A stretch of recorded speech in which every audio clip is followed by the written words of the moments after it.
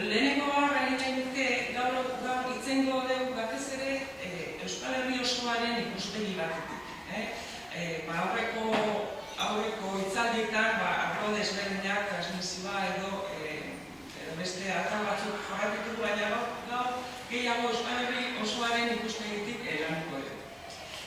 Esan bezala, Iñakik azkeneko bolara honetan asko landu du diskurtso berria baten beharraz. Framina, deitzen dio berak, eta galdetuko dugu zer da bere ustez nola azaltzen du framing horren edo diskurtso berri horren beharra. Izan ere, diskurtsoak nolabait gizartean islatzen du gai baten inguruan, kasu honetan euskararen inguruan dagoen sentimentua, pertzepzioa, zer hartzen dugu diskurtsoarekin jorratzen du Iñaki. Beraz, hasteko leheneko batera, Iñaki, framing berri baten beharraz hitz egiten duzu, akaso horretan hitz egin horretik zergatik planteatzen duzu behar hori, zer da framinga, zergatik planteatzen duzu momentu honetan edo golara honetan framing hori berritu beharraz, diskurso hori berritu beharraz. Batxe dugu, markatu lehen hasiberriaren nago, eskarra eman izkizuneke mobilazionagatik batetik, baita ere lagun artean ibiltzeko aukera eman bidazuelako eta nolabait etxekotzat hartzean hori ere eskerrik asko. Zergatik diskurtso berri baten premia. Adin bat entrako nuke kontrolatu gara, entzatzen gara, duela 30 bat urte Euskaren alde zerren jarrera orokorra etzela kuestionatua izaten. Gaur egun aldiz hainbat lekutan eta tarteko Euskaren alde hartu izan diren hainbat neurriak, badaude Euskaren aldeko aleginak zalantzan jartzen dituzten giroak, pertsonak eta denak entzuna dugu, diskriminazio hitza, Euskaren aldeko neurri bat aplikatu nahi denean, edo baita ere imaginazioa, edo alako komunikazioa. Duela 30 bat urte transizio politikoaren garaian etzen hori gertatzen. Erabat aldekotasuna zegoen, batzuk oso ondo barneatuta, beste batzuk jarraipen hutsatik, baina nik uste klabe garrantzitsuenetako bat zen, justu Frankok debekatu izana, horrek ematen ziola hizkuntzari erakargarritasun bat. Euskaltzalea izan, ala ez. Frankok bere garaian debekatu zuen guztia, transizio garaian modan jarri zen, erakargarri, Frankoaren kontrakoa honen. Eta nik uste hori iztela gauketako bat, Gasteiztarra naiz, arabarra, familiosa arabarra, eta ondo ezagutzen dutan mobilea ez da, eta alde horretatik, bare hartan, enba jentek eskatzen zuen, ze suerte, euskaraz barakizu, ze suerte, tanta beste, jarra inoak ez dudak egiten, edo Gasteizen ez zain da ikutan. Egia da, Zumaiako egoera, giroa, oso bestilakoa da, baina ondo dago Zumaiako jendearentzat ere perspektiba zabalago bat izatea, azken finean euskara saldatuko bada, ez da Zumaiako hori bakarrik saldatuko. Orduan, nola planteatu edo zer egin euskarak garai batean zeukan aldekotasun bat eskuratzeko, hori da zuk indakoa eztan. Zergatik diskurtso edo framing, azken finean komunikazio teorian, beste gizarte zentzetan eta diskurtso zela ulertzen den konzeptua da, ezta. Zerbait ulertzeko modua, interpretatzeko modua, eta izan deteke dozen gauza kasu honetan hizkuntza bat. Ezta nola interpretatzen dugu gizartean euskara. Zer da euskara guretzat? Batzuentzat izango da gure benetako hizkuntza, besteentzat izango da beste zerbait, beste batzuentzat izango da talde armatu baten leloa, edo horiek dira diskurtso diferenteak hizkuntzaren inguruan. Zergatik diskurtso berri baten premia, zergatik ez jardun orain arte bezala euskararen alde eta kitxo. Hemen grafika honetan daukazue euskara sustatzeari buruz jendeak eman ditun erantzun batzuk, ezta? Beltzez dira aurkako erantzuna. Euskara sustatzeari buruz beltzezkoak dira aurka. Berdez aldekoak eta horiz edo koloreetakoak ez aurka ez alde, ezta? Lehenengo lehenengoa da Euskal Herri osokoa. Eta Euskal Herri osoko zutabe hortan ikusten dugu erdia pasatxo baino ez dagoela euskara suspertzearen alde. Eta gero lurraldez lurraldekoan da, Gipuzkoakoa bai, hiru laurden daude alde, baina beste lurraldetan, Nafarroa, Behera eta Zuberoan izan ezik, bestetan ez da erdila iristen. Daturik eskasina, Nafarro garrikoa eta Lapurdikoa. Gainera, erreko galderetan baiezko bat ematea euskaren aldekoa. Erresa da. Badaude lan sakonagoak, estutxu aurrotuk egindakoak eta beste batzuk egindakoak, eta horietan adibidez, aldekotasun, hasierako aldekotasun honen atzean zer dagoen aztertzen hasita ikusten da, ez dagoela adostasunik, eta batzuentzat onargarria dena beste askorentzat ez. Orduan, hau da oso hurbilpen xumea, adina, konpromisori gabea eta erresa da halako planteamendu baten aurrean, baiezkotasuna edo aldekotasuna adieraztea, ezta? Baina gero neurri zehatzetara joan ezkero, aldekotasun hori, baina nire semea, nire alaba, ez dakizela postutik kanpo gelditzen da, euskara ez dakilako, orduan bai alde bai, baina postu jakin batzutarako ez, edo ez dakizela, orduan oso aldekotasun hau esan dezake. Hau Xabier Arizek landutako grafika da, goiko marra da jarrera, aldeko jarrera, aldekotasuna. Marra horia handiz da gaitasuna, eta marra urdina erabilia. Hori hainbat urtetan neurtuta, eta aldekotasuna beti handiagoa da gaitasuna baino, eta gaitasuna handiagoa da erabilera baino. Xabier Arizaren planteamenduan, gaur egun gure kontestu historikoan beste gari batzutan ez, baina zabaila da jarren hori. Zaila da aldekotasuna baino gaitasun handiagoa gertatzea, eta zailagoa da aldez bazalde hizkuntza hori gainditzea. Orduan, zabaila, horregatik lehen ikusi dugun aldekotasun haul hori mugagarria izan daiteke erabilerarako hizkuntza bizia izateko, ezta. Horregatik inportantea da jarrerei arreta ematea. Hau da erabilerarako datuak, eta ez zait uste nahaztu nahi hainbat zifrakin eta baina oinarrizko batzuk ikusiko ditu eta gero ja hemen dira erabilera mota diferente.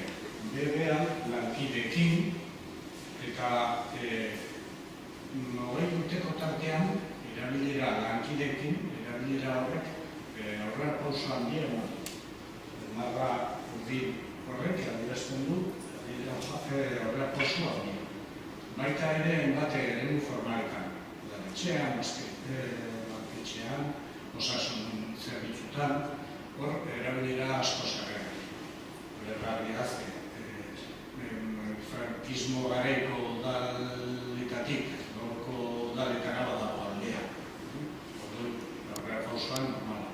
lankidekin ere duelgarriaz, eta artean daude maisu maestrak, administrazio publikoko langileak, zenbait komunikabideetako langileak, orduan lankideekin aukera handiagoak eta praktikan erabilera handiagoa izatea, normal. Lagunekin horrea pausoa baina txikiago. Kale erabileran horrea pausoa baina txikiago. Eta etxean, atzera. Txiki bat, baina atzera. Zergatia horrela, dira. Gurasoak euskaldunak izan ezean, semea bat etxean, erdezik dut, normalean. Eta nire adinean, 50 urtetik, 50 urte bitarteko belaunaldi hortan da, belaunaldi erdalduneena. Orduan, horren semea bat, erdaldunenak etxean ere, hortik dut. Baina, erroparatu dezen egun marra horiei. Eta hori, denbora tarte txikiagoa da. Aurrera pausoak gertatu dira, deko horietan ere, baina adibidez kale erabileran, azken bost urteetan atzerakada, eta etxeko erabileran ere atzerakada handiagoa. Orduan, hor, nolabait, hau da, erabilera marrasteko zen modu da, geldiune bat edo sabaia joda edo horreak da erengo batzutan bai, baina ez orokorrean, hemen da kale erabilera. Kalean ze hizkuntzetan moldatzen garen, ezta? Gipuzkoakoa, horien, marra urdina, hori oso hartu besteekiko, eta gainera joera nabarmena gorantza. Marra la rosa hori da Euskal Herriaren bataz beste. Eta hor, hasieran gorantza eta gero egonkortze bat. Beste lurraldetan gorabehera batzukin, baina ez dago pauso nabarmenik Gipuzkoan dagoen bezala. Orduan trabatu da dago erabilera hori. Hainbat arrazoi tarteko dudari gabe, baina horietako bat izan daiteke kalean ez dagoela ere oso aldekoa edozein lekutan. Eta bat dira ja 30 bat urte komunitate honetan estatutua dagoenetik, euskararen legea dagoenetik, eta trabatuta dago kontua ez da. Duela ikaspe master batean, ikasleekin eta aguten esaten zaken bai Bilbon, masterrak joan zen, Bilbon, hainbat abermetan euskara eskatzen dut eta dizute oso egin zen. Mari batek. Zute zu... Labur biltzeko, orain arte. Ondo egiten duzu, mozten eta ia lagungarri izateko asmoarekin. Beraz, diskurtsoa lantzen hasi baino lehen, helburua da neurri batean jarreretan eragitea. Aipatzen dezunez, helburua da zenbat eta jarrera aldekoagoa izan, pentsatzen da, gehiago ikasiko dela eta nirean gehiago eragiko dela, ezta?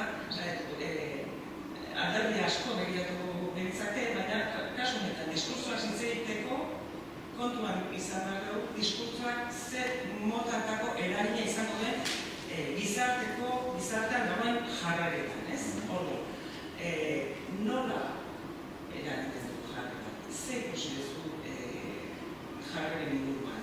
Gaur nola daude jarrera? Jarrera berria planteatu aurretik, ikusi ezagun eskabat? Nola ikusten dugu? Bai, jarrerak komunikabideetan agertzen dena, oso garrantzitsua da jarrerak eraikitzerakoan, ezta? Frantsesez bat zegoen aspaldiko esaera bat, la televisión fe l'opinión. Eta gutxi gorabehera horrek ondo islatzen du gugan hizkuntzen inguruan ere gertatzen dena, ezta? kontatu, batzu eskutik jaso, edo beste eskutik jaso, iritsi bat osatzen, eta elikatzen. Eta orduan, galdera da, ze kontatzen dute komunikabideek euskararen inguruan. Jarripen bat egin 11 hilabetez, hainbat egunkaritako, hemen sartzen diren egunkari guztietako jarripena. Eta, deigarria zen, euskararen aldekoen artean berria. Gehien bat, lerroburutan jasotzen ziren mezuak ziren eskoak. Intentzioa niretzat argia zen, pixkala sasatzea, pixkala zirikatzea, behitu, mugitu egin behar dugu, bestela, baina, karo, hori bai, baina aldi berean horrekin lortzen dena da, denok burumak gelditzea. Azkenean, behin tabarrez, mezu eskorrak entzun da, esaten dut, zer gaizki den, nola zen, ez dakit irtenbide garbilik izango dugun, dana da kezkarrak ez da. Aldeko albizteak, gehien bat, bidealdia, euskara oinez, euskeraz, kilometroak, herri urrats, eta bakoen inguruen. Bestela, edo dilon beste egin da, edo derrigortasuna aplikatu nahi da, edo saltokian dietan indarrean sartzeko zegoen dekretua indargabetu egin da, edo, halako albiste kezka. Eta, gara, bolada batean jason dezakegu halako albiste ilunak, baina jarraian, garantiko, beti arlauza horrentean bizitzea, zer gaizkia, azkenean, ondamen dira banatza. Baina hori ikusita nolabaiteko sailkapen bat, edo nolabaiteko antolaketa bat egin ez diskurtso horren inguruan, ezta? Bai, adibidez, badaude komunikabideak, herrialdean, agenda eta iritzi publiko, agenda komunikazio teorian erabiltzen dugu zentua. Zer da agenda? Agenda gaur egun hemen da denboraleak, izan dira agenda da pasifikazioaren inguruko ezberdin zer dugu izpide. Agenda da izpide dugu egin, eta gero badago agenda edo agenda politikoa ere, ezta. Lotuta daude, hiru edabide komunikabideak telebista kontatzen digutena, jendeak etxe egiten duguna, eta politikoek kezkatza eta dutena lotuta harremanetan daude. Politikoek erreparatzen diote kezkei eta komunikabideek horretaz esaten dutenei eta ez da. Komunikabideek mezuak botatzen dizkigute. Eta horiek dira gaitintzen direna besteak egin bat, azalean markatzen direna besta. Horrek markatzen digute gure eguneroko solasaldietan aintzat hartzen ditugu baina. Denbora beha, gora eta bera, 18 milioi euroko galera, kostea edo mandendia, edo zer, horrelakoak, ezta? Ezartzen digute zertaz hitz egin zertaz eskari. Horretarako erabiltzen dituzte hitz jakin batzu, eta hitzak ez dira mutua. Eta adibide gordina izan daiteke, barkatu gordintasuna, baina oso errez ikusten da adibide hori. Eta aipatzean ez da berdin esatea talde armatua edo talde terrorista. Nik kasutan, gertakizun berdinaren inguruan, ari gara. Euskarari buruz hitz egitean ez da berdin. Esatea, euskara bigarren mailako hizkuntza, euskara inposatzen ari da ez da non, euskara hau dago, euskara gutxi erabiltzen da, euskara litzateke, paraimin, konzeptu gako batzu, ikuspegi bat osatzeko. Hortik, alakoak entzun da, esan euskararekin. Ekoa dugu, beste training, beste diskurtso motako bakoak izan dituzte euskara da, euskara horrela doa, umeak eta gazteak gero eta gehiago erabiltzen dute. Horrekin beste ikuspegi oso diferente bateteko genuke. Goaz, horrea goaz. Komunikabideen arabera, komunikabide bakoitzak elikatzen du bere parrokia eta bere konzeptutik.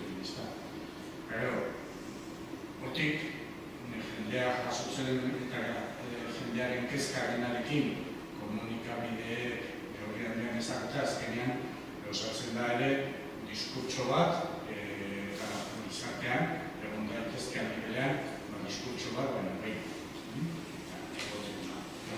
Eta horri buruz bezala, itzein dezakegu abiadura handiko tenari buruz.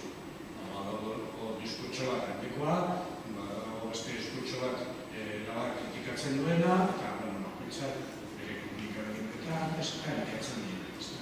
Hori da, diskurtso bat osatzeko eta horregatik horrekin aportzeko.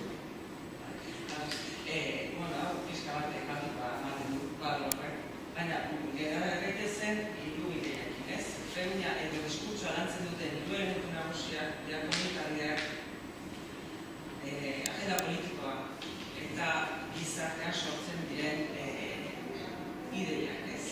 Orduan, hiru horien arteko harremanetan nolabait gizarteak eta gizabanakoak hartzen du idea gai horren inguruan, kasu honetan euskararen inguruan, ez?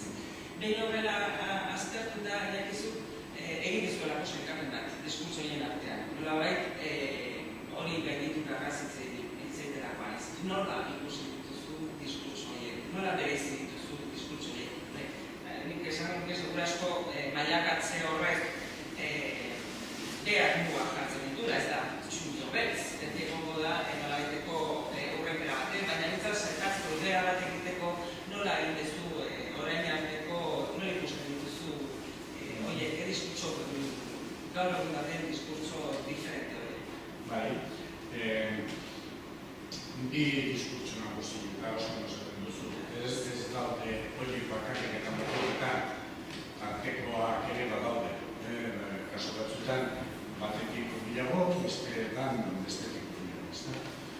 Framing edo diskurtso aldarrikatzen euskara aldarrikatzen dugu, eta euskararen aurrean zer da betako bakoitza, funtsian, planteamendu aldarrikatzen dira bertzaletasunak batez ere dutza. Eta bertako hizkuntza euskara da, gaztelania da kanpoko hizkuntza bat, inposatua, arrotza. Helburua izango litzateke Euskal Herria osoa euskaldu. Euskal Herria euskaldu.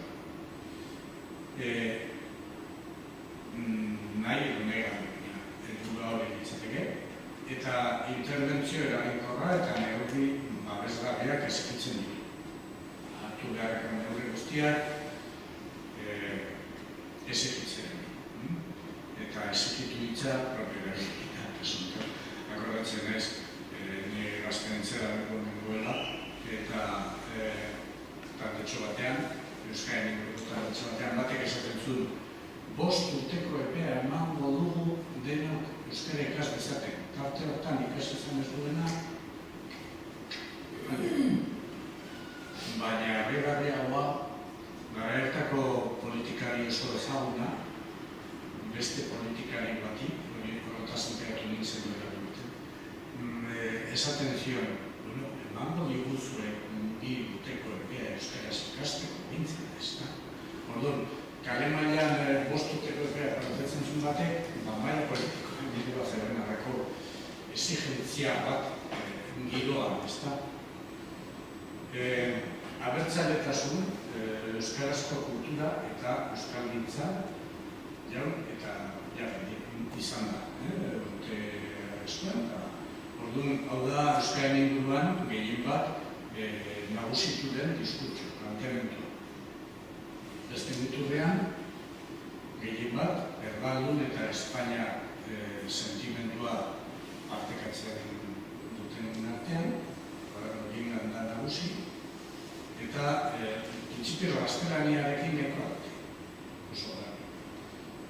Euskara, bueno, hor dago bigarren mailako zerbait bezala, bitxikeri bezala. Euskara abertzaletasuna edatzeko armatza hartzen. Beste diskurtso horiengan hori ikusten dute. Bai, ari dira Euskara bultzatzen eta Euskal Herria abertzale bihurtzen. Ikuspegi politizazioa dute. Euskararen interes kulturala onartuz, baina liberalismotik eta aldeko neurriekin mesfidatu. Euskara, ondo, nahi duenak egin dezala, etxean, egin dezala, nire ez mazala molestatu, egin dezala. Baina, orduan behar da administrazio publikoa, orduan behar da medikua Euskaldunez, ez. Egin dezala, baina liberalismoa, ez da? Bera bere kasan moda dadin. Batzutan, Euskararen aurkako joera eta asola gabekeria eskutatzen du. Printzipioz, tripak eskatzen duna da, ahaztu Euskararekin eta baina hori ez da txukuna bituratzen. Ez da, bai, ondo, Euskara ondo, bai, nahi duna, molestatu gabe. Hori da, muturreko planteamenduak, gizartean gero naskata dago. Eta, bi horien artean, talka. Nola uztartzen diren bi ikuspegi horiek? Ezin.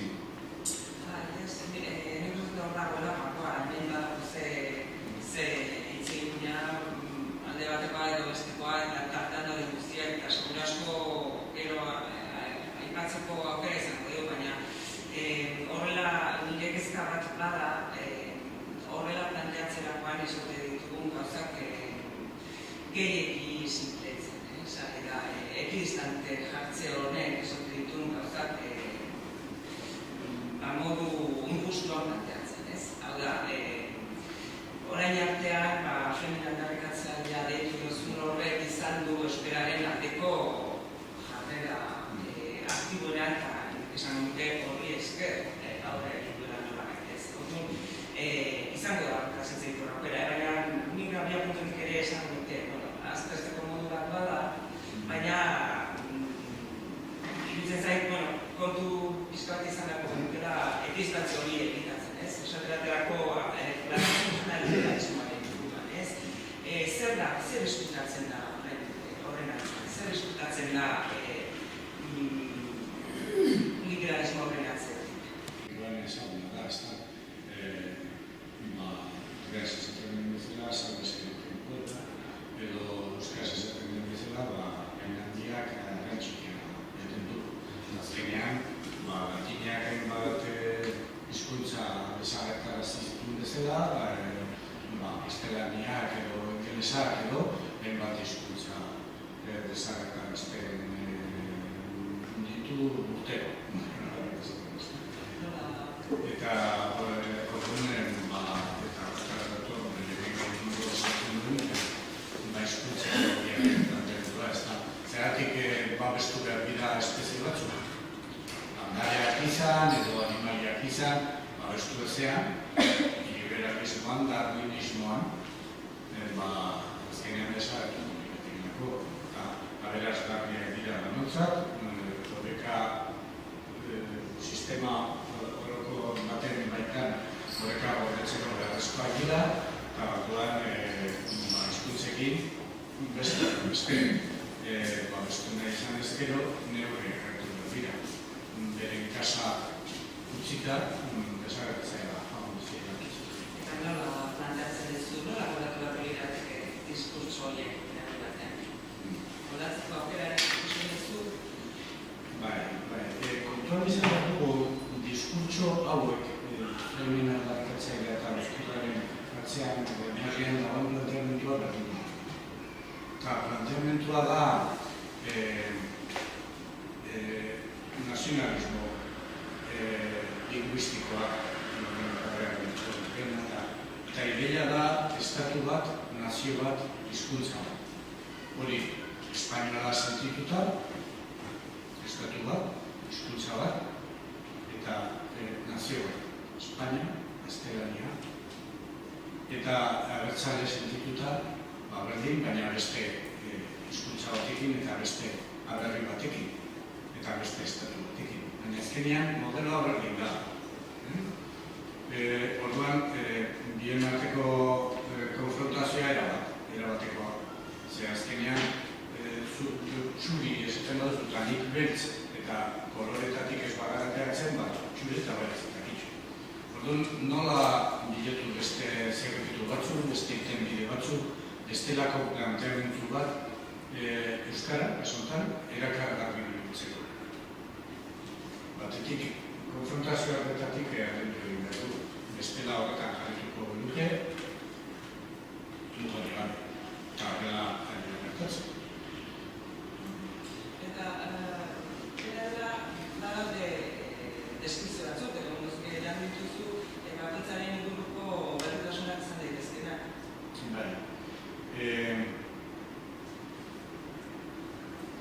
Saltatuko ditugu oso batzuk. Adibidez,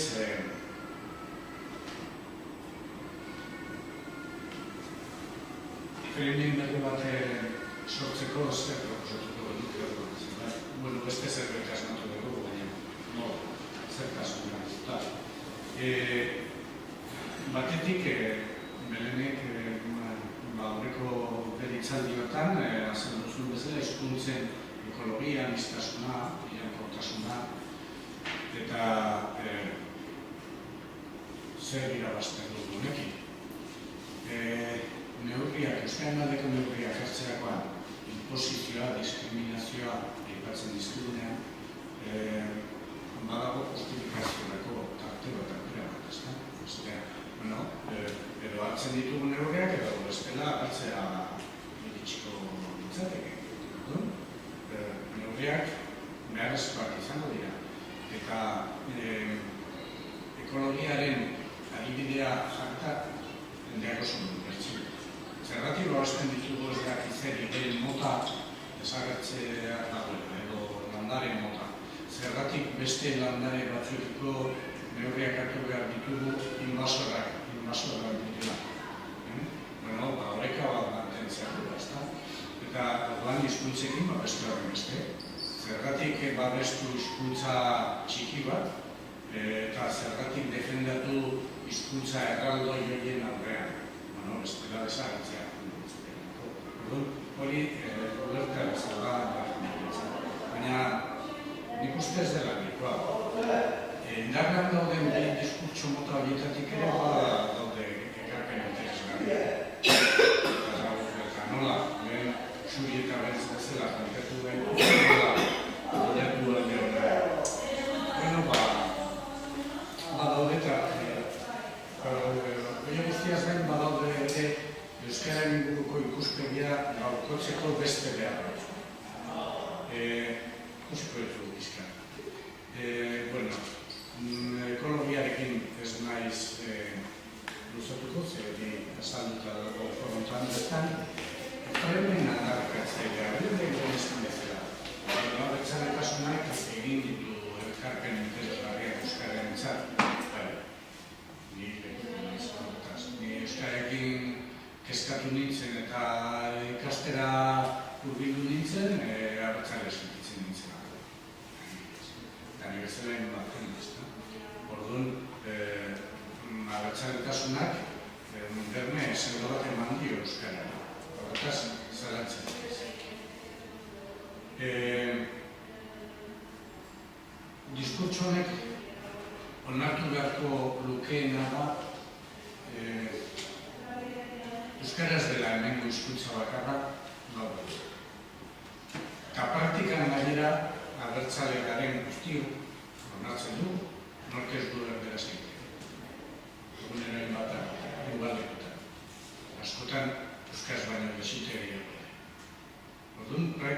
asumituta daukagu. Ez baina inposatua bai baina.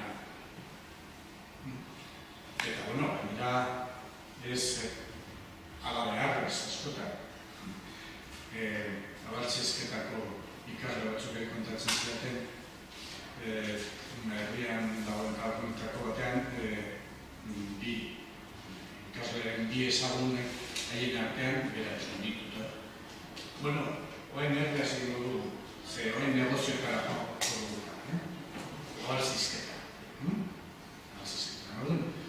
Abertzalerik abertzaleena onartua dago praktikan, hemen badagoela beste hizkuntzaren bat. Are gehiago, globalizazio garaian, hainbat hizkuntza jakin beharraz eta jabetuta,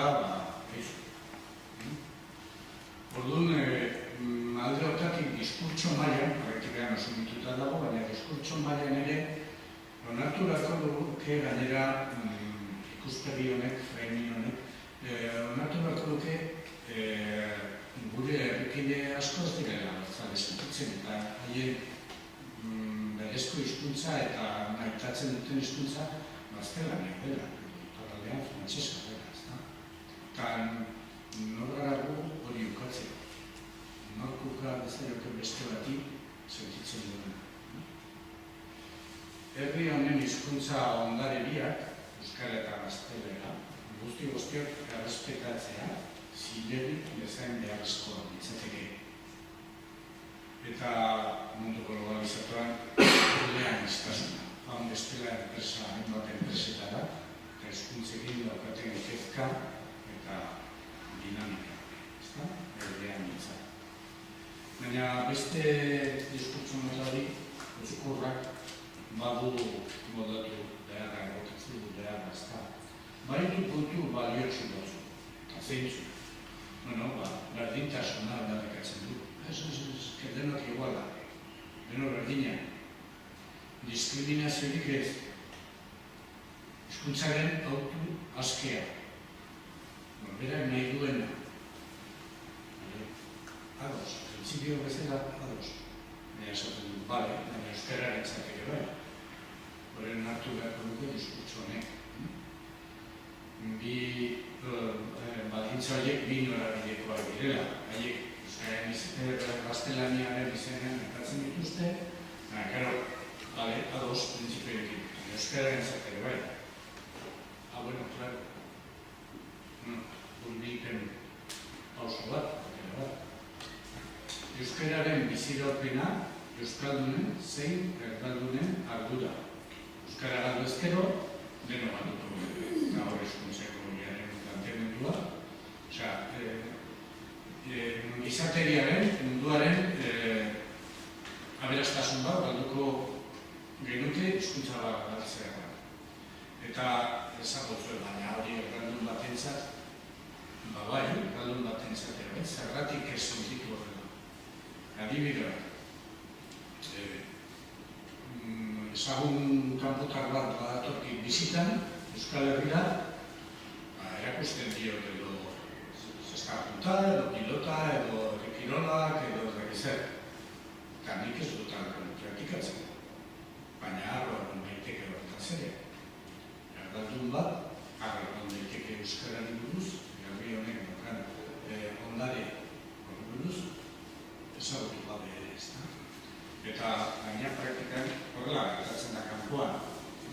Bai, gure herrian badago beste hizkuntza bat, baina gero hemen daudela, onartu egin behar da. Haizu jakin ala ez, denon ondarea da. Eleaniztasunaren garai hauetan, erdaldun asko onartuko dituzke ingelesa, frantsesa eta euskara ekin berriz. Haizu, eleaniztasuna etxetik hasita, ezta? Bertako ondare batetik hasita, ezta? Hori da, pixka bat, bi diskurtso horien artean beharko litzateke gutzea diskurtso berri bat osatu litzateko horien artean, eta nor partekatzeko. Ez dakit, segur asko zer komentatua emango dugu honek, ikuspegi honek,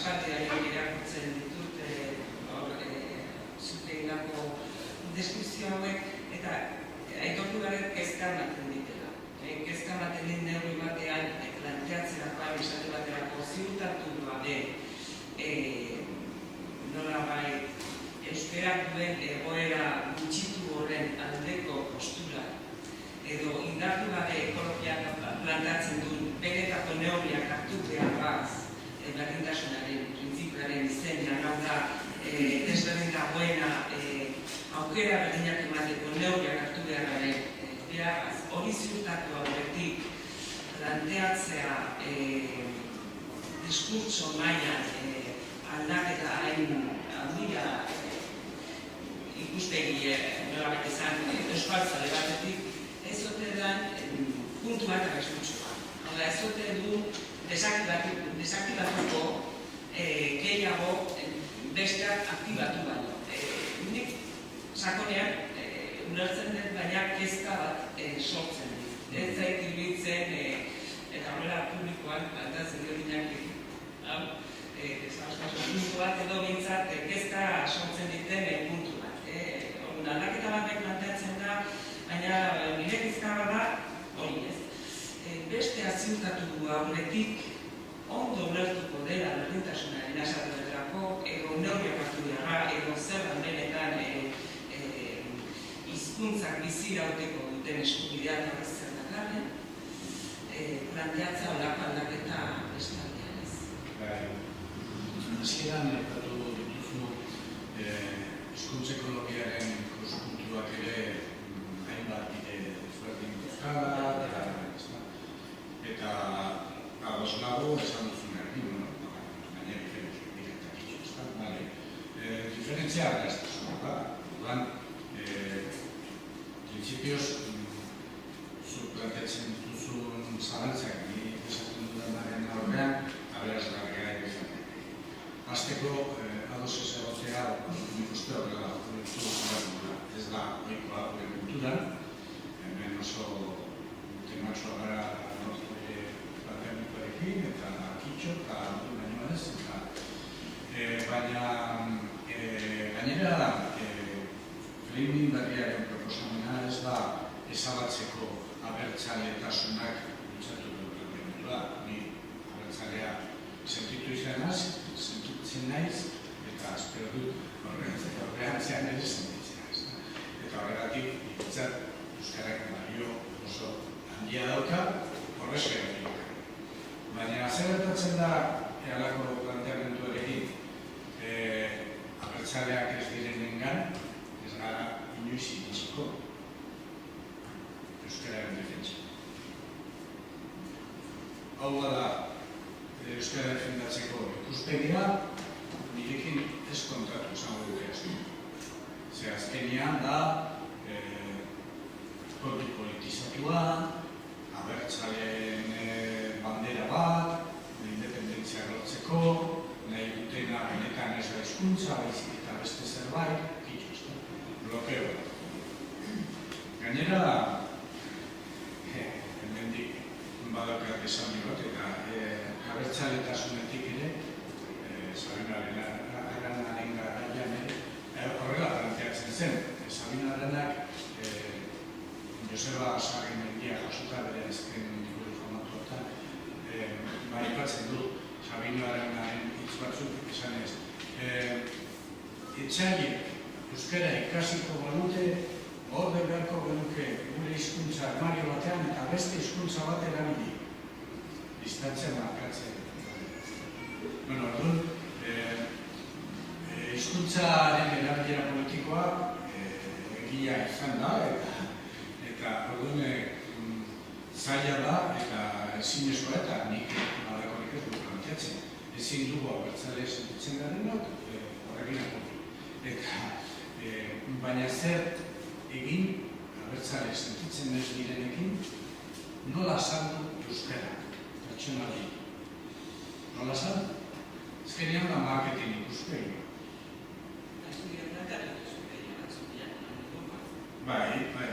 Marketinga zer da.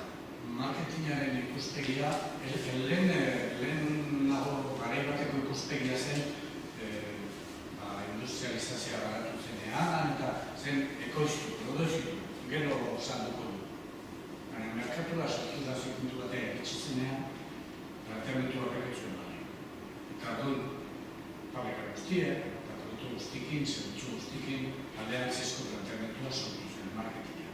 Ze premia dago, asetu gabea, eta hori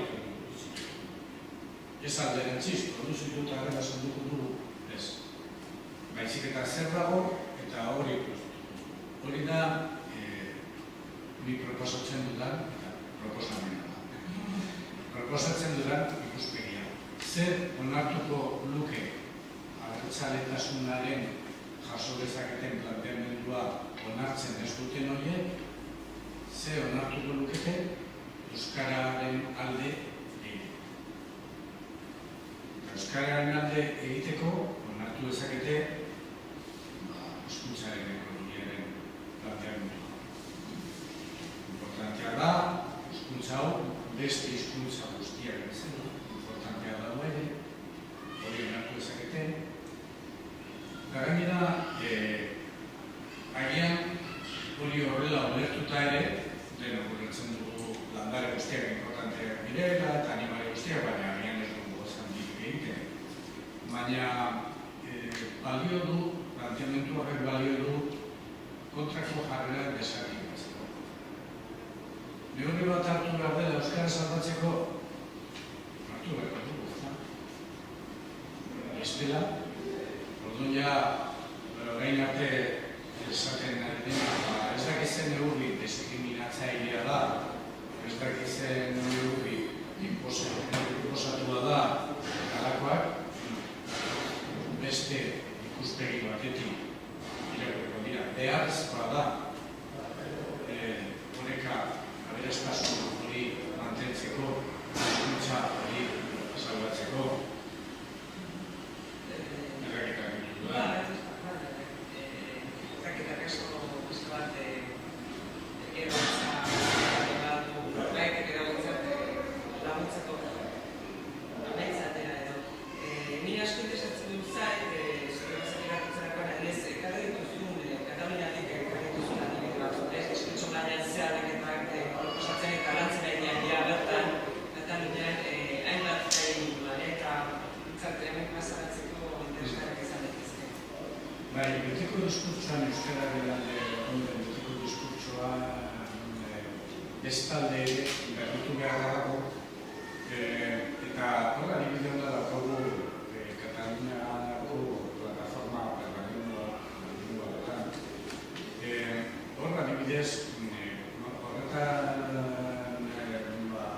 zebiltzanek konturatu ziren betiko leloarekin zebiltzala katalanaren hemen euskararekin agertu izan garen bezala. Ez da, betiko leloekin. Eta planteatu zuten beste premia bat. Nuevos consensos, crear nuevos consensos mediante la incorporación del punto de vista de los nuevos hablantes a los discursos sobre el catalán. Eta zeintzuk diren puntu esaten zuten, berreskuratzetik irabaztea. Hemen askotan esaten da. Euskara berreskuratu behar dugu, bandutako zeak berreskuratu, eta etorkin berri baten zer da berreskuratzen. Zer ez? Ez ari zer da. Batzekotan, balduko zitzaion, bere herriko hizkuntza ez euskara. Euskara ez da. Plantetzen badugu, hemen badago hizkuntza bat, eta irabazi egin behar dugu banontzat hizkuntza hori. Hori, ados egona ez, baina berreskuratzea ez zailu zer da. Arabako, Bizkaiko, Nafarrako, Iparraldeko zenbait zonaletan jendeak, bertako jendeak, esan duzu. Si aquí nunca se habla euskera, edo toponimia guztia euskara. Baina si aquí nunca se habla euskera. Jende hori nola konbentzitu berreskuratzeko galdu zaion zara. Ezin eskola, ez da? Orduan, konzeptu hori aldatzen importantea. Biziraupenetik ongizatera. Euskara biziraun ezan, biziraun niretzat konotazio eskola. Hala, moduz, trabatuta, arrastaka bada ere, abantatzea, ez haizu. Ongizate bilatzea, egoera opara bat, atxegina, hortako neurriak hartzea, eta biziraute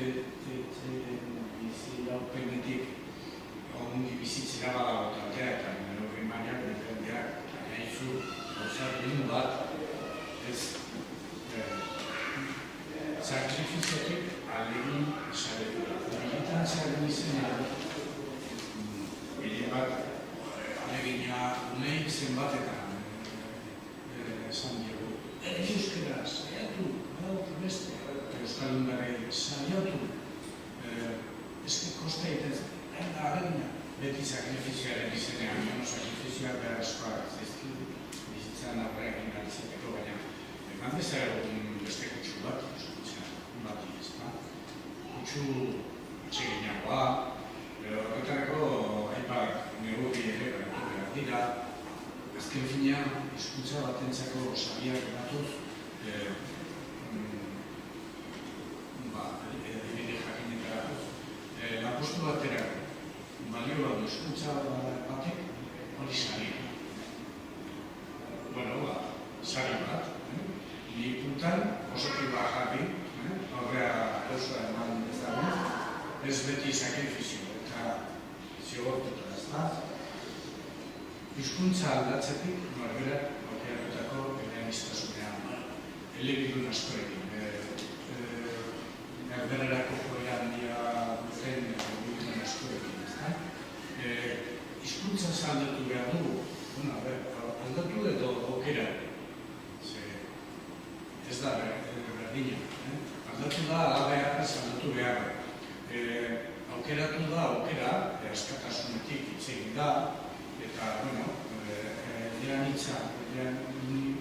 eleanizuna garen neurrian, batean erabiko dugu gaztelania, egiten dugu bezala, beste batean ingelesa, batzuk egiten duten dugun bezala, bestetan euskeraz, aukera, baina aukera hori onartzea. Integraziotik adopzioa, hau garatu zuten Kataluniakoak, baina erabe barria da nire. Integraziotik adopzioa. Askotan, etorkinak egiten daitezen eta apotarako gaztelania, euskeraz, gaitzen, gazela duten. Integrazioa adoptatzea da askoz, bilagoa, txegilagoa. Hemen, gure komunitate honetan, hartaide izan izateko, gurekin adoptatuak izateko, hizkuntza edo agundu jakin. Eta unik, etorkinak ere euskara ikasten dutenean, denok errezo zabalik onartzen ditu. Azken puntu honekin izalantzara jago.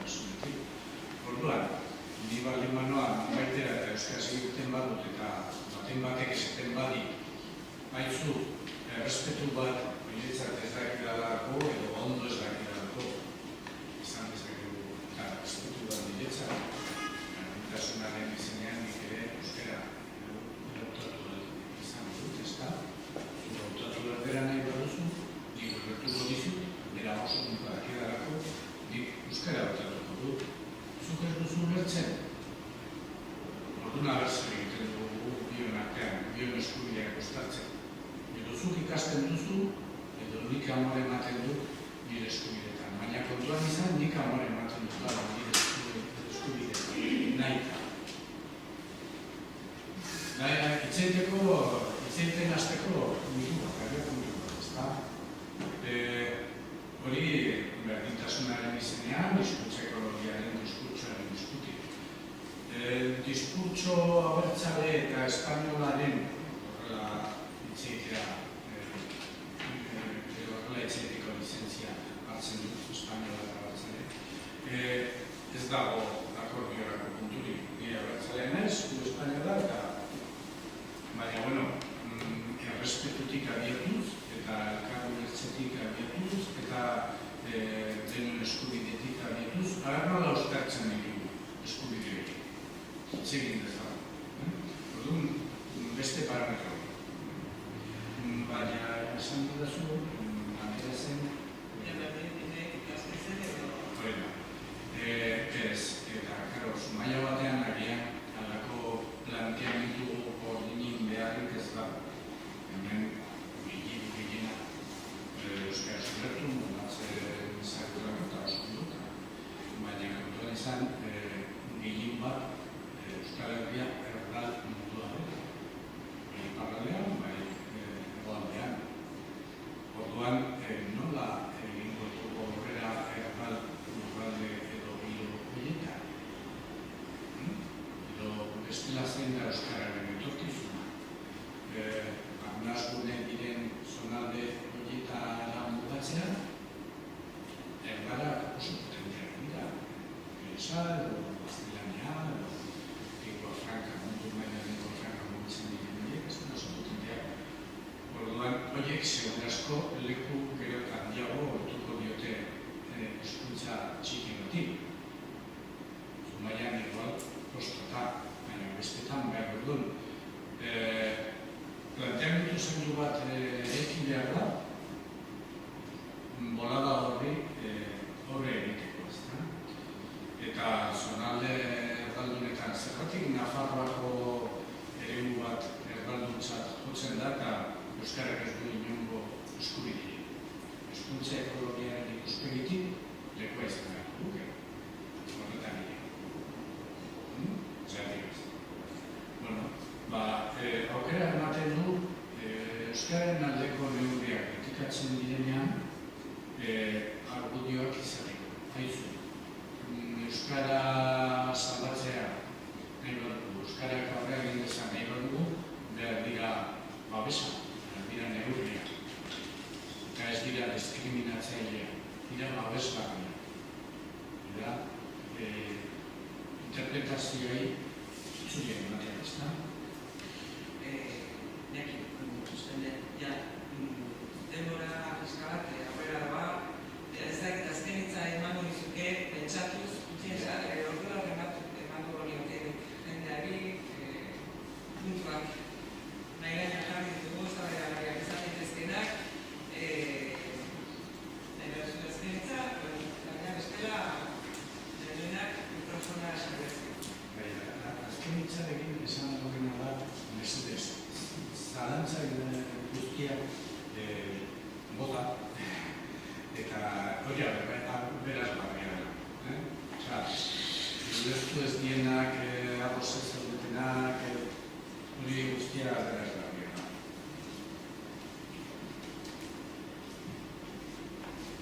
Nik ikusten dugu, garbi dagoena da gai batean gauzak asko aldatu dira. Historiak zer gai batean hizkuntza izan dela ezinbestean herri komunitate naziotasunaren erakusle eta nagusi. Nazio bat, hizkuntza bat, gaur egun, duerik ez dagoena da, mundu globalizatuago batean biztigatzen da, eta hori pixka bat aldatzen da. Baina aldaketa horretan, nik uste, lengua franca izeneko horiek, orainik ere bere segurtasunean sentituta, ez daudela ere oso dispuesto gehiegi amore emateko. Ni ados nago erabat, hemen egiten da diskurso teorikoa. Iruditzen zait, bidea hori da. Baina beren ez da sekulako keska daukat. Keska du, oain arte modu formal batean jende asko hau hizkuntza bai, hau gaude, ekologiaren alde gano gaude. Baina ekologiaren alde gaude gano, jartzen bali akabatzen bada, igeloko igela putzu batean bizteana, hori akabako, ez dugu, eta horrek ematen ditu. Posizio horretatik, diskurso honetara etortzen aldekoa naiz, baina ikusi nahi dutena da, hauekin batera neurri jakinak hartzen dira, kompromisoak hartzen ditu da gizartean. Eta baina bagoa diskurso berri bat eta hau da, talka egin bi diskurso nien aurrean. Baina bagoaz akordioko batzuk diskurso batean, akordio horiek ezinbestean neurri benetazkoak hartu behar ditu honek aurrera egin dezan. Bestela sekulako arriskoa daukagu, gu minonien gaudeno, daltzeko.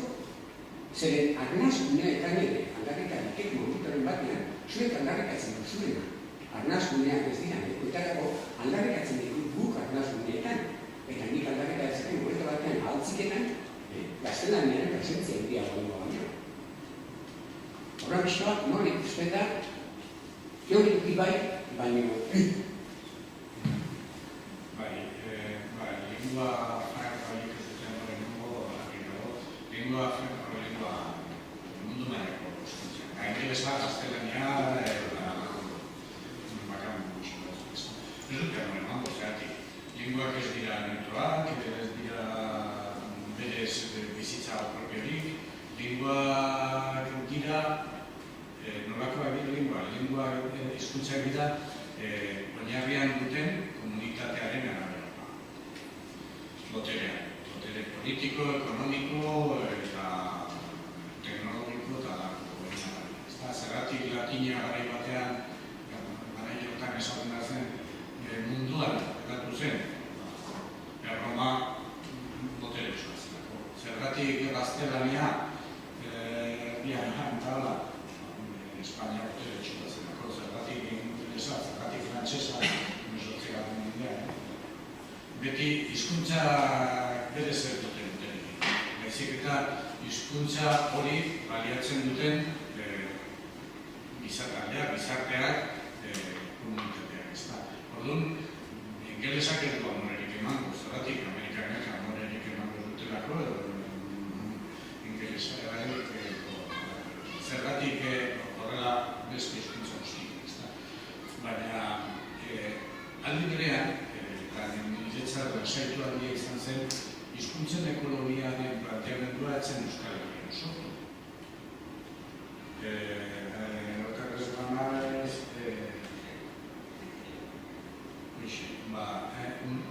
nazioarte mailan eta gainera Australian ez dakit nun kasu askotan ingelesa hitz egiten zen lekutaren. Orduan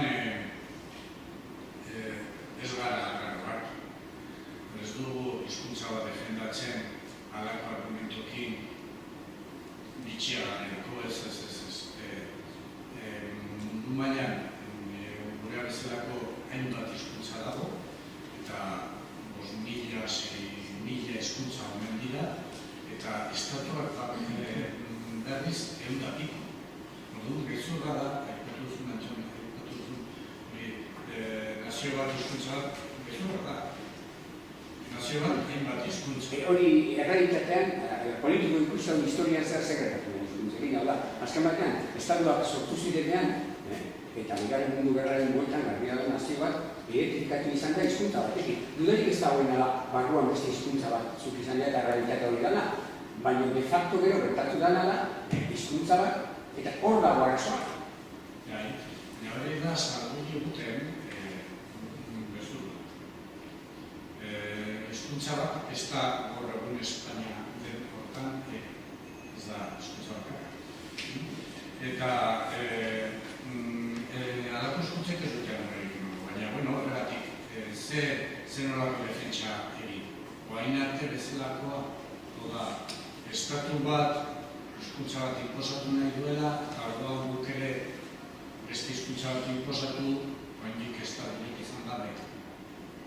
Zeren arabera, ze indarrekin, ze nola zabaldu hizkuntza hori gurean ere, nola zabaldu gizarte osora, askok ez badute nahi. Beste argumentu batzukin, onargarriak zizkindun argumentuekin, eta nik uste abertzalea izan da ere, partekatu dezakegu hizkuntzeko ikuspegia. Eta horre balio du, hizkuntza franka horiei, hizkuntza handi horiei, muga batzuk ezartzen.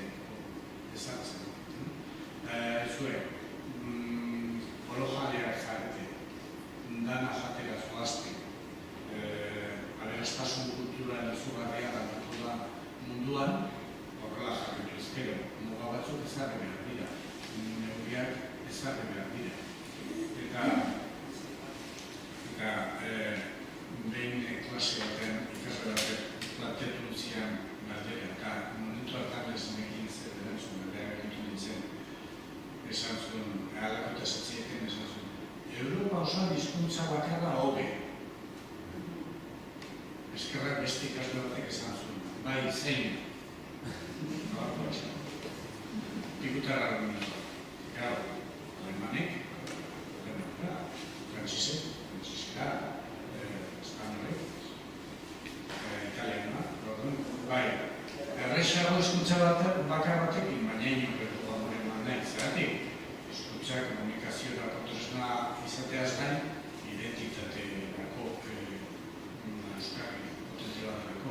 Nola galdu identitate kutsu edo zehari?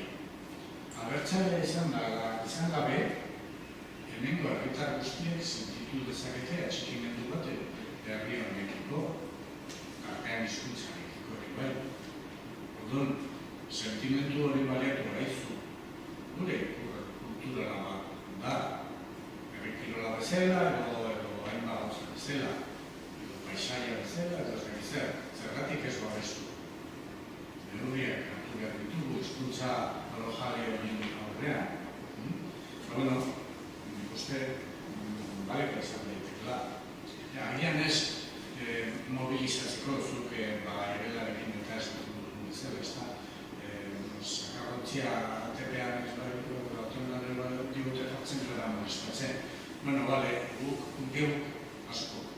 Euskaren alde ez dugu, ez dugu gauza handirik egingo, baina neurriak hartzen badire, botere publikoen aldetik, bintzat ez dezatela kontra, ez daitezela kontra materia, ez da.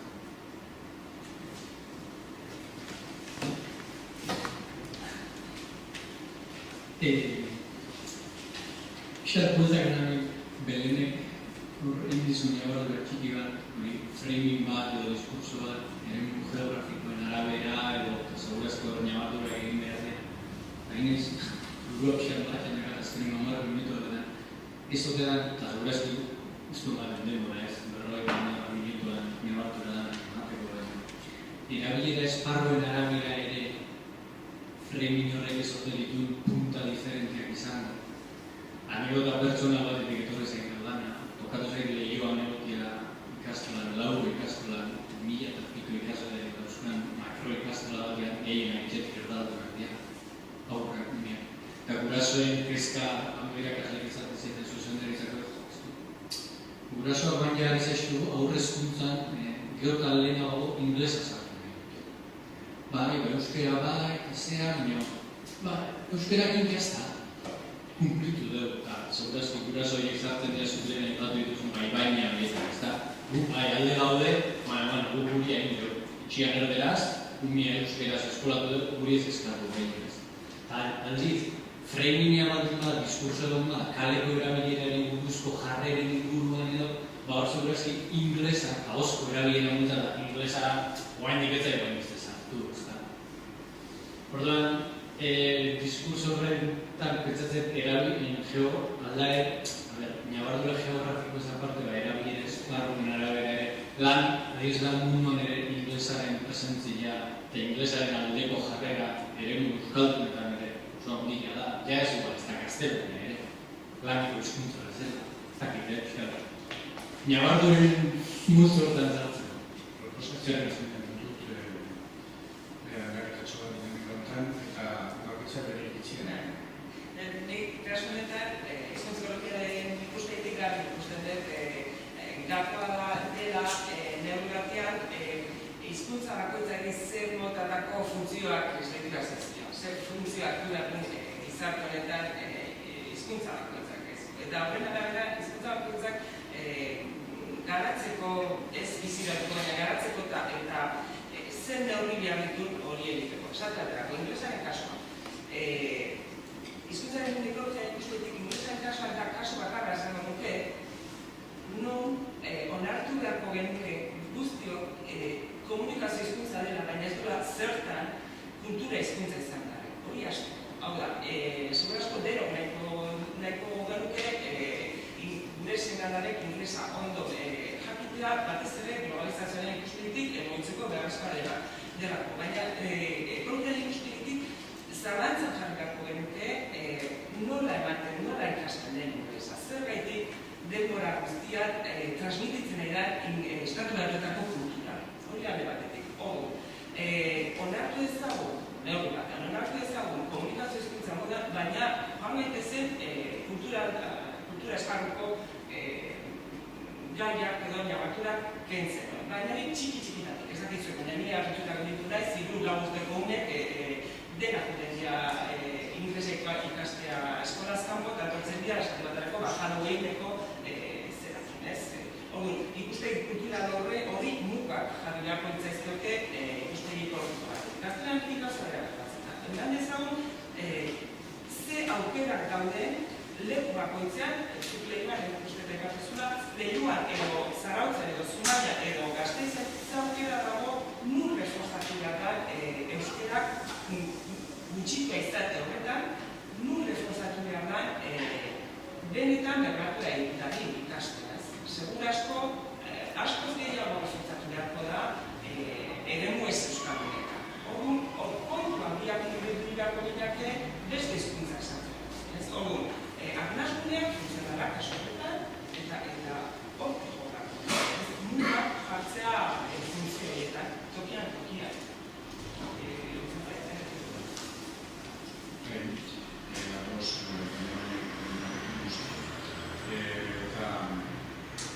Gainera, kezka handia da, gaur egun, zuk planteatzen duzuna euskaltzaleetan eta hezitzaileen aldetik, irakasleetan, horretan ez da.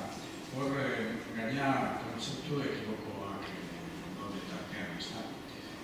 Denok nahi dugu gure seme-aladak zenbat eta hizkuntzaren noski. Eta fizikaz ere bai, eta danekaz bai. Azteko mugar dira, ez da? Dana ezin da, bizitzatan, zoritxarrez, dena dukiko nukera. Hori kultura da. Posible da, adibidez laur eskolan, posible da euskaraz ondo menperatzea gaztelania bezain ondo. Jatorri erdalduneko umeek, oso zaila, edo ezinezkoa. Orduan, egoera mutxituan dagoen hizkuntza horrek babesgunea behar du, eta babesgune hori izaten da askotan eskolaz kanpoko ekintzak, dinamikak, kirola izan, dantza izan, edo zein ekin. Beharrezkoa du euskara kasontan. Claro, izten da planteamendua nafarrotik importatuta nola hori, eta hiru hizkuntzaren lehua, ezta? Eta gurasoiek, borondaterik hoberenarekin ez ikas dezatela, gainera euskaraz badakite, ez dakitena da euskararen ezagutza eta gaztelaniaren ezagutza erabat desorekatuta dagoela kasu horietan, ezta? Beraz, menperatzea zonalde urbano batean, erresa da, nahiz eta etxetik euskaraz bakarrik ekin etxetik. Orduan, kasu gehienetan, baina gurasoek, borondateko gehienarekin soziolinguistikaz ulertzen erdutelako, gainera, uste dute eskoletan ikasten dutenarekin euskaraz nahikoa dutela, nahikoa menperatzen dutela, eta kitxu, ez da, fatxua da. Planteamendua litzateke zer nahi duzue. Hizkuntza sistematik ateratzean hiru hizkuntz horiek ondo menperatzea. Orduan, kendu ezagun gaztelania, hizkuntza sistematik, ze ikasten da leku guztietan, eta zenbat eskaintzen diogu ingelesari eta zenbat euskari. Baina gurasoek intentzio diploberunarekin esango luketena da, bai, hiru hizkuntzei berdin eskaini, gaztelaniari, euskarari eta ingelesari. Baina ez zafarra izaten da. Ezik eta premia dago maila honetan, ikastetxeetan eta ikastetxeetatik basita, ezta? Gurasoen kontatu behar zaila zer gertatzen den. Gurasoek siniztuta daude euskara oso menperatzen dutela une. Menperatuko dute ondo edo hainbat kasutan, baina dugu gaztelaniarekin konparatuta, berdira ere ez dira itxiko. Orduan, faltsukeri batetik abiatzen da, ez dira egoera konbertzen. Gero eskatu, bai eskatzen da, hiru hizkuntza gandu menperatzen. Baina, zorkarratzen ere badazten.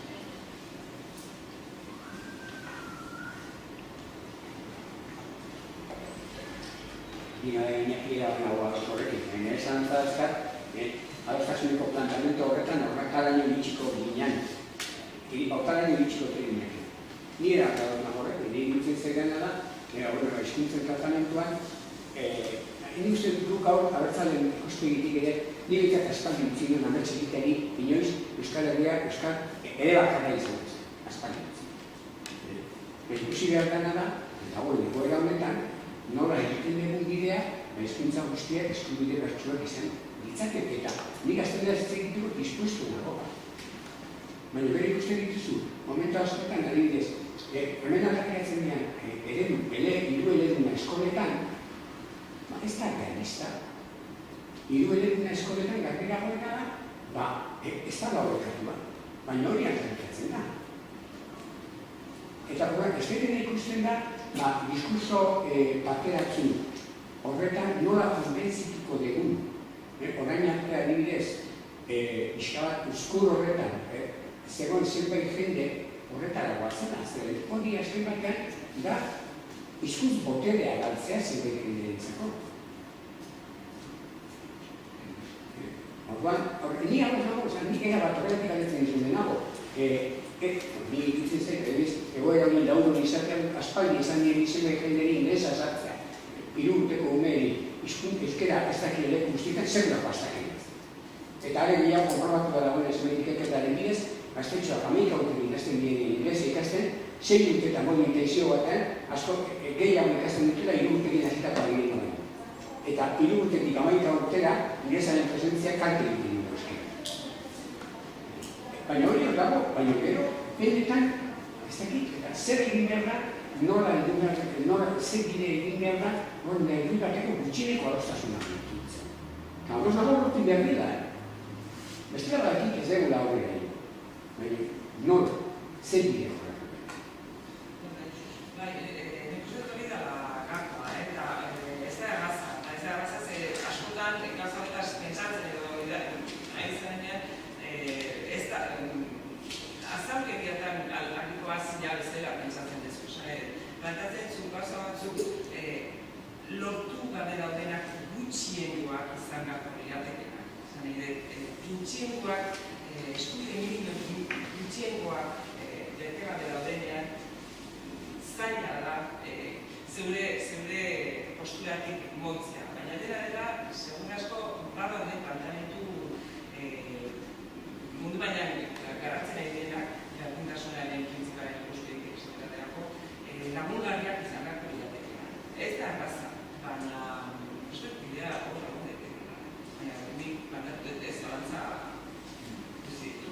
Lehenko komentatu dugu, diskurtso hauen atzean, Franklin Oskur eta Franklin Albarkatzaren atzean daudela, bi sensibilitate politiko kontrajarriak, ezta?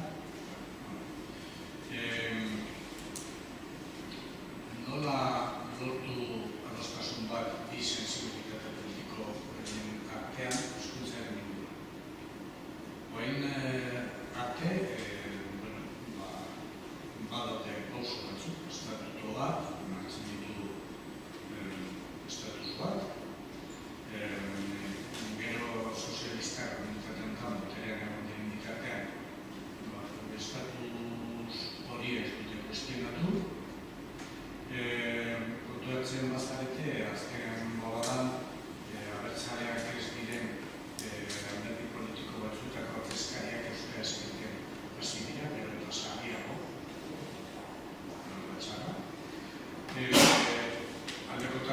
bat nolabait badago, zer gertatzen da jarraitzen badugu betiko planteamendu. Euskara abertzalentzat eta gaztelania ezabertzalentzat. Ezin dugula berako osorik eman eta adibidez sozialistek funtzean onartu zuten legedia, estatus juridikoa euskararena, estatutuak eta euskararen legeak ematen diotela, komunitatea honetan, baina neurri jakin bat, saltoki handietako, Eroski eta Carrefour eta lakoetan dekretu bat balandu zuen baratxearen gobernuak, denbora tarte bat pasa ala, derrigorrezko eskakizun batzuk ezarriko zirela, jende jakindako dukela, jendeak enkitzeko eta beste, eta sozialistak adibidez, bere laguntzarekin, dekretu hori indarra zuten. Saltoki handietan ez da derrigorrezko aurretik diseinatu ziren neurria. Hori da ez dira. Ikasle batek, planteatzen zian itegi batean. Euskara inposatu egin behar. Galdera da. Nola? Botere egunen arabera hemen inposatu besteak desaktibatu batzuk neurri hartu botere aldaketa badago urrengoa kendu.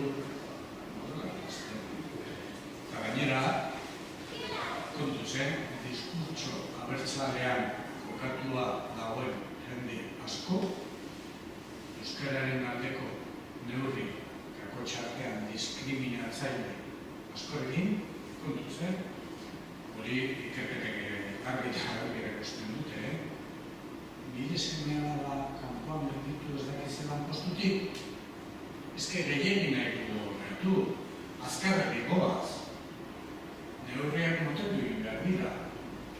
Orduan, nolako neurriak hartu behar dira. Edo adostasun bat, hizkuntza bat salbatzeko hortzen dugu planteamendutan, eta ondare, denon ondarea den,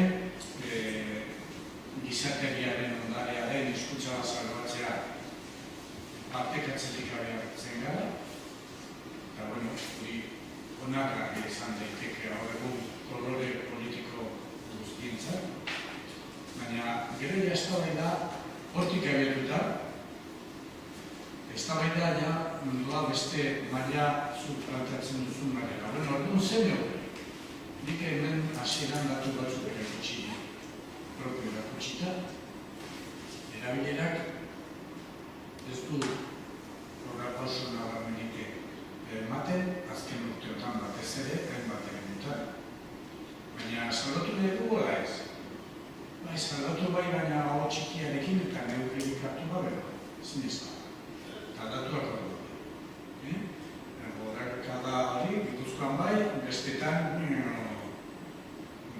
programa plan, hori ez da hona bizitu dentzat, ez da? Orduan, bizi berritu nahi badugu, hizkuntza bat, nola, neurriak onartu beharko ditugu. Orduan, ja, neurriak, neurrien inguruan, hitz egiten hasita erresa. Nik planteamendu bat egin dugu, atzeko zutela. Eta izango litzateke.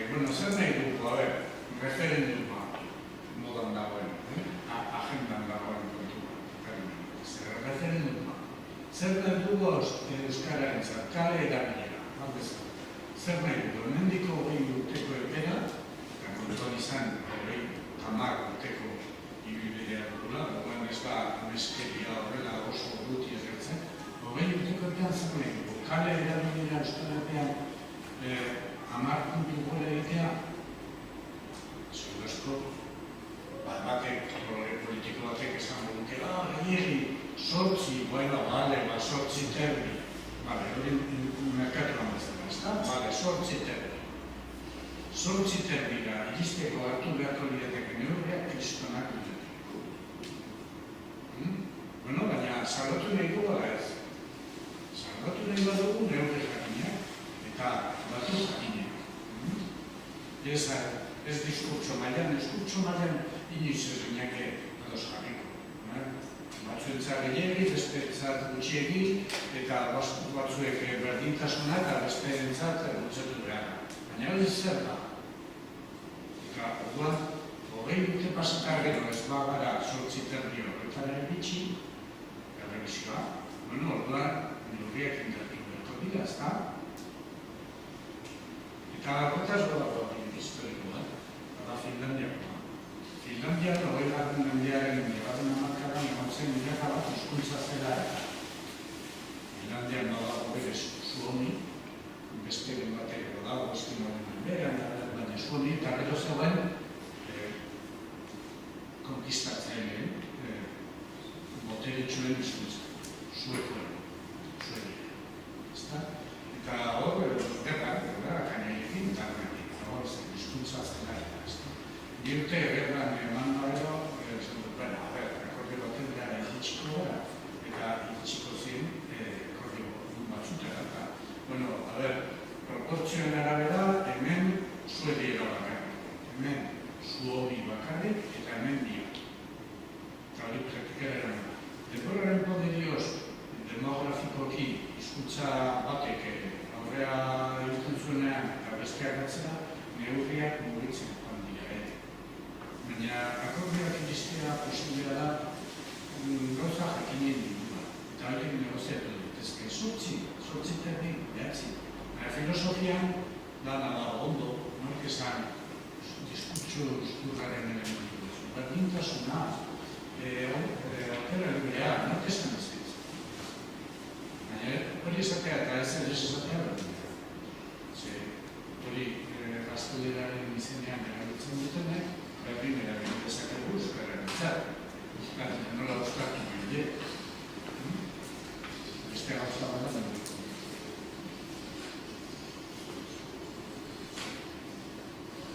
Desukaterarik retorituko dugu, eskerrik asko beren, eskerrik asko nekin, txagoa.